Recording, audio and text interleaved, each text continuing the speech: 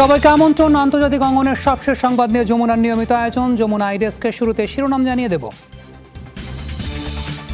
ভারতীয় জওয়ানরা সীমান্ত অতিক্রম করে চালিয়েছে গুলি, অভিযোগ চীনের, সংকট নিরসনে প্রয়োজন গভীর আলোচনা বললেন জয়শঙ্কর। তুরস্কের বিরুদ্ধে ষড়যন্ত্র করলে কাঠগড়ায় দিতে হবে মূল্য, হুমকি এরদোগানের বিশেষজ্ঞদের পর্যবেক্ষণ। প্রেসিডেন্টের কার্যক্রমে ওসমানীয় ছাপ স্পষ্ট। করোনায় দৈনিক প্রাণহানির শীর্ষে ভারত, টিকার দাম হাতের নাগালে রাখার আহ্বান ইইউর, ফ্রন্টলাইনার্সদের পুরস্কৃত করল চীন।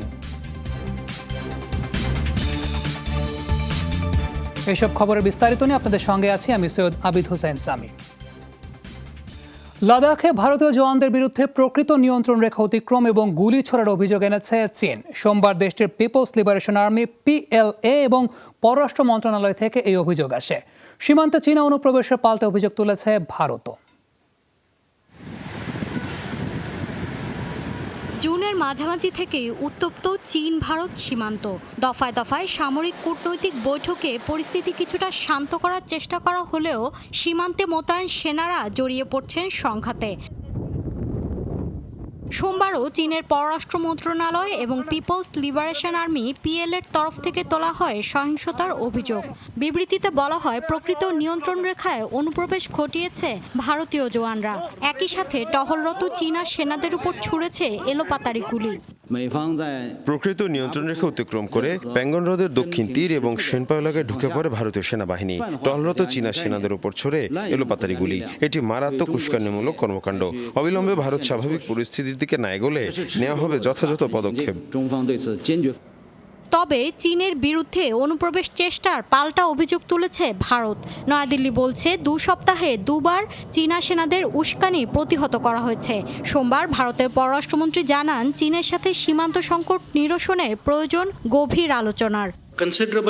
সীমান্ত উত্তেজনার সাথে চীন ভারত কূটনৈতিক, রাজনৈতিক ও বাণিজ্যিক সম্পর্কের কোনো যোগাযোগ নেই। ডোকলাম বা গালওয়ান সংকটের বহু আগেই বিষয়টি নিয়ে লিখেছি আমি। এর জন্য গভীর এবং শীর্ষ পর্যায়ে আলোচনা প্রয়োজন, কারণ সীমান্তে শান্তি স্থিতিশীলতা বজায় না থাকলে তার উপর ভিত্তি করে কূটনৈতিক সম্পর্ক এগিয়ে নেওয়া অসম্ভব। লাদাখ সীমান্ত ইস্যুতে 10 সেপ্টেম্বর মস্কোতে মুখোমুখি বৈঠকে বসবেন ভারত ও চীনের পররাষ্ট্রমন্ত্রী। ধারণা করা হচ্ছে প্রকৃত নিয়ন্ত্রণ রেখায় উত্তেজনা নিরসনে কথা বলবেন জয়শঙ্কর এবং ওয়াং ই। মৌলি ইসলাম, যমুনা নিউজ। বড় বুলি আওড়ানোর বদলে ইউরোপীয় দেশগুলো নিজ সামরিক বাহিনীর প্রতি নজর দিক। সোমবার পূর্ব ভূমধ্যসাগর বিরোধের জেরে আবারও হুমকি দিলেন তুরস্কের প্রেসিডেন্ট। রিসেপ তাইপ এরদোগান বলেন, সাম্প্রতিক বিরোধের নিষ্পত্তির জন্য আলোচনায় বসতে প্রস্তুত আঙ্কারা, কিন্তু প্রতিবেশী দেশগুলো উস্কে দিচ্ছে উত্তেজনা। একই দিন বিরোধপূর্ণ সমুদ্র সীমায় মহড়া শুরু করেছে গ্রিস ও সংযুক্ত আরব আমিরাত। শুধু তাই নয়, সামরিক সক্ষমতা বৃদ্ধির ঘোষণাও দিয়েছে গ্রিস। পূর্ব ভূমধ্যসাগরে গ্যাস উত্তোলনকে কেন্দ্র করে গ্রিস ও সাইপ্রাসের সঙ্গে টানাপোড়েন চলছে তুরস্কের।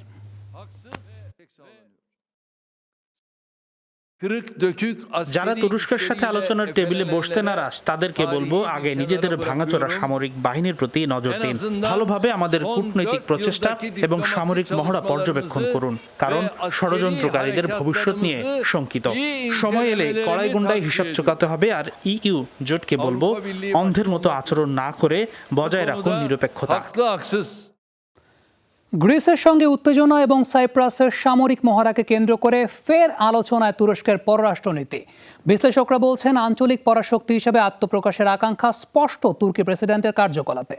তাকে ওসমানীয় শাসকদের সঙ্গে তুলনা করছেন অনেকেই। সুলতান সুলেমান টিভি আর ওয়েব সিরিজের কল্যাণে প্রায় 800 বছর আগের এই ওসমানীয় শাসকের পরিচিতি এখন দেশে দেশে।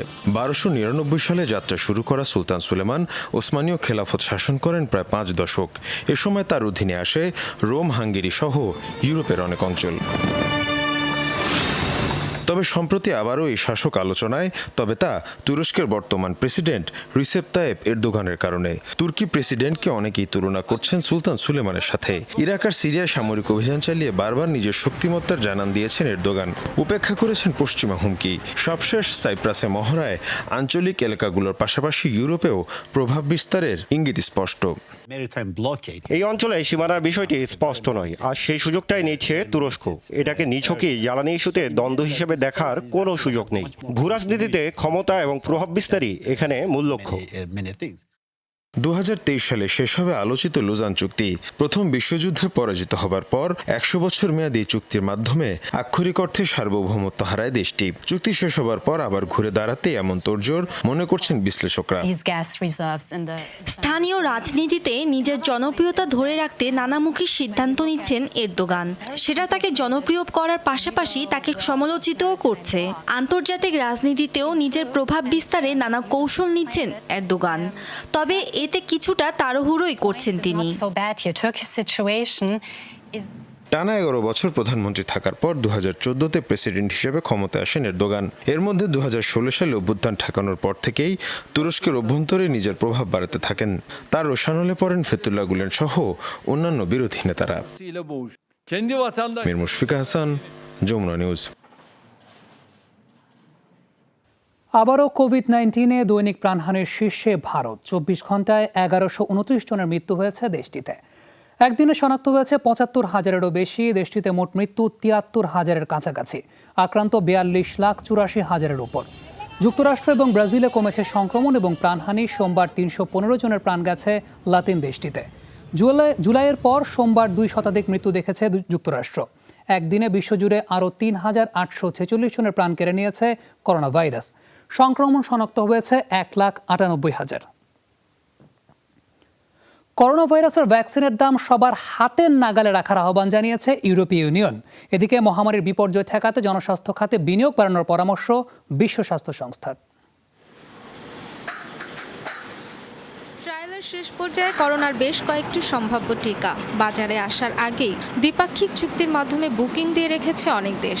এতে নিম্ন আয়ের দেশগুলো যাতে বঞ্চিত না হয় সে বিষয়ে উদ্বেগ জানিয়েছে ইউরোপীয় কমিশন। সাশ্রয়ী দামে টিকা সরবরাহ নিশ্চিতে ব্যবস্থা নেওয়ার কথাও জানিয়েছে তারা। আমার তো মনে হয় টিকার ডোজ 5 থেকে 15 ইউরোর মধ্যে রাখা উচিত, কারণ এর চেয়ে বেশি হলে সবার জন্য সাশ্রয়ী হবে না। এ বিষয়ে সমন্বিত পদক্ষেপ প্রয়োজন। আশা করি ডিসেম্বরের মধ্যে টিকার প্রথম ডোজ পাবে ইইউভুক্ত দেশগুলো। এদিকে বিশ্ব স্বাস্থ্য সংস্থা সতর্ক করেছে করোনা মোকাবেলায় আত্মতুষ্টিতে না ভুগতে জনস্বাস্থ্য খাতে বরাদ্দ বাড়াতে সরকার প্রধানদের প্রতি আহ্বান সংস্থাটির। এটাই সবশেষ মহামারী নয়। ইতিহাস আমাদের শিখিয়েছে মহামারী বিস্তার জীবনেরই অংশ। তবে পরবর্তী মহামারীর আগেই ভালো প্রস্তুতি নিতে হবে। সাম্প্রতিক বছরগুলোয় অনেক দেশই চিকিৎসা খাতে বেশ উন্নতি করেছে, তবে কিছু দেশ মৌলিক স্বাস্থ্য ব্যবস্থাকে অবহেলা করেছে, যা সংক্রামক রোগ বিস্তারে ভয়াবহ প্রভাব ফেলেছে। চীনের পর ভ্যাকসিনস গ্লোবাল অ্যাক্সেস ফ্যাসিলিটি বা কোভ্যাক্স কর্মসূচিতে অন্তর্ভুক্তির জন্য ভারতের সাথে আলোচনার কথা জানিয়েছে বিশ্ব স্বাস্থ্য সংস্থা। Dorothy Tasrin, Jamuna news. Corona মহামারী মোকাবেলায় অবদানের স্বীকৃতি হিসেবে স্বাস্থ্যকর্মীদের পুরস্কৃত করেছে চীন। মঙ্গলবার জমকালা আয়োজনে যোগ দেন প্রেসিডেন্ট শি জিনপিং। সর্বোচ্চ বেসামরিক পুরস্কার মেডেল অব দ্য রিপাবলিক প্রদান করা হয় উহানের করোনা হাসপাতালের প্রধান বিশেষজ্ঞ চিকিৎসক জং নানশানকে।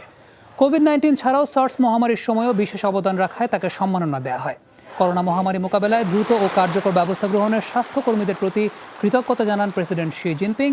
বিশ্বজুড়ে ভাইরাস প্রতিহতে WHO-র পাশে থাকবে চীন, দেন এই প্রতিশ্রুতিও।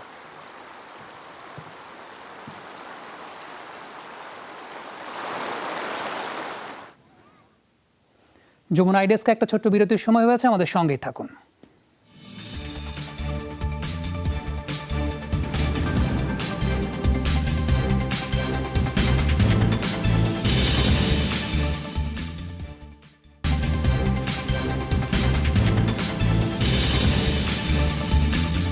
আবারও স্বাগত, দেখছেন যমুনা আইডেস্ক।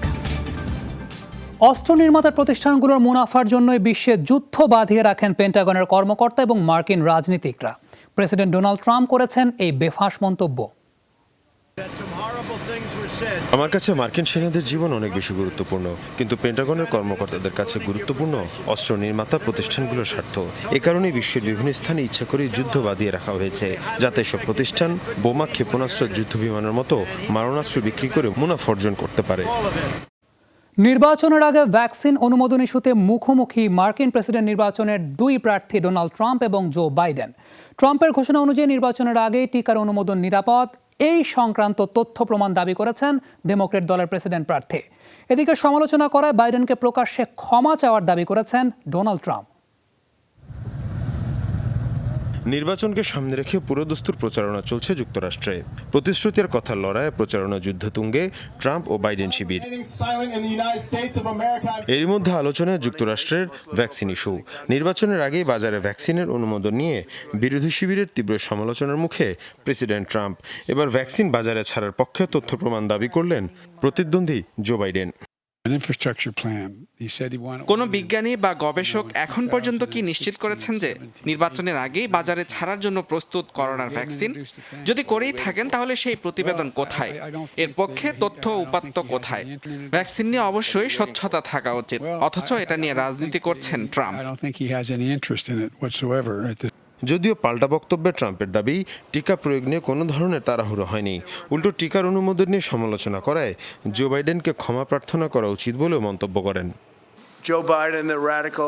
হয়তো ভ্যাকসিন বাজারে আসতে 2 থেকে 3 বছর সময় লাগতো, অথচ কার্যকর ব্যবস্থা নিয়ে সেটাকে আমরা অক্টোবরেই বাজারে আনতে চাই। কিন্তু বাইডেন আর তার রানিং মেট এই উদ্যোগের সমালোচনা করছেন ভোটের রাজনীতির জন্য। তাদের উচিত জাতিকে বিভ্রান্ত করার জন্য সবার সামনে ক্ষমা চাওয়া। এর আগে প্রেসিডেন্ট নির্বাচনের 2 দিন আগেই করোনা ভাইরাসের ভ্যাকসিন প্রয়োগের প্রস্তুতি নিতে 50 অঙ্গরাজ্যে চিঠি পাঠায় মার্কিন রোগ নিয়ন্ত্রণ সংস্থা। ভোটারদের সমর্থন টানতে গিয়ে তাদের স্বাস্থ্য নিরাপত্তাকে হুমকির মুখে ঠেলে দেওয়ার প্রশ্নে খোদ স্বাস্থ্যবিদদের তোপের মুখে পড়ে ট্রাম্প প্রশাসন। মীর মুশফিকা হাসান, যমুনা নিউজ। রাশিয়ার প্রধান বিরোধী নেতা অ্যালেক্সাই নাভালনি কোমা থেকে বেরিয়ে এসেছেন। সোমবার জার্মানির শাহিতে হাসপাতাল কর্তৃপক্ষ জানিয়েছে পুতিনের এই কট্টর সমালোচক সাড়া দিচ্ছেন। তবে দীর্ঘমেয়াদী ক্ষয়ক্ষতি সম্পর্কে বলা যাচ্ছে না। নাভালনির স্ত্রীকে সার্বিক পরিস্থিতি জানাচ্ছেন চিকিৎসকরা। গেল 20 আগস্ট সাইবেরিয়া থেকে মস্কো ফেরার পথে বিমানে অসুস্থ হয়ে পড়েন নাভালনি। জরুরি অবতরণের পর সেখানকার হাসপাতালে ভর্তি করানো হলে তিনি কোমায় চলে যান। পরিবার এবং সমর্থকদের চাপে জার্মানিতে চিকিৎসার জন্য পাঠানোর অনুমতি দেয় সরকার। জার্মান চিকিৎসকরা জানিয়েছিলেন তাকে হত্যার জন্য শরীরে নার্ভ এজেন্ট নোভিচক প্রয়োগ করা হয়েছে। যদিও বিষ প্রয়োগের অভিযোগ অস্বীকার করেছে পুতিন প্রশাসন।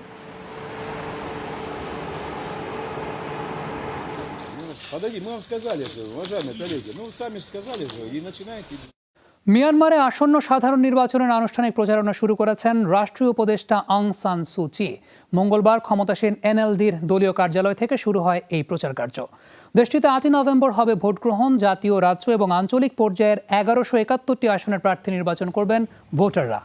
অবশ্য একসময় গণতন্ত্রের প্রতীক হিসেবে খ্যাত এই নোবেল বিজয়ী রোহিঙ্গা নিপীড়ন ইস্যুতে হারিয়েছেন জনপ্রিয়তা। একই সঙ্গে করোনা মহামারীর প্রভাব ফেলবে সাধারণ নির্বাচনে। কোভিড-19-এর বিস্তার রোধে লকডাউন রাখাইন রাজ্য এবং বাণিজ্যিক রাজধানী ইয়াঙ্গুনের একাংশ। দেশটিতে করোনায় 1600-র বেশি মানুষ সংক্রমিত, মারা গেছেন 8 জন। দর্শক, এই ছিল যমুনা ডেস্কের এখনকার আয়োজন। এতক্ষণ সঙ্গে থাকার জন্য সবাইকে ধন্যবাদ।